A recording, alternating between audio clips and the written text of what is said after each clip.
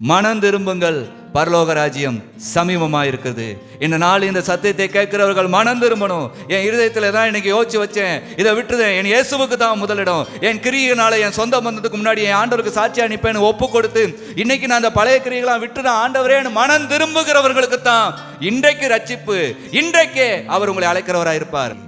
நீ செய்ய நினைச்ச ஆகாத கிரியைகளை இன்று வசனத்தின்படி தேவன் உனக்கு உணர்த்தினார் என்றால் இன்றே உன் கிரியைகளை விட்டு விட்டு ஆண்டவர்கிட்ட ஒப்புரவாகி தேவ வார்த்தையின்படி நடக்க உங்கள் இருதயத்தை தேற்றிக் கொண்டு சரீரத்தில் அதை வெளிப்படுத்துங்கள். கர்த்தர் உங்கள் மேல பிரியமாயிருப்பார். கர்த்தருடைய சமூகத்திலே உங்களை ஒப்பு கொடுங்க. கர்த்தர் உங்களோட இருக்கும்படியாய் அவருடைய வசனத்தின்படி கீழ்ப்படுகிற இருதயத்தோட வெளியில நடந்து கொள்ளுங்க.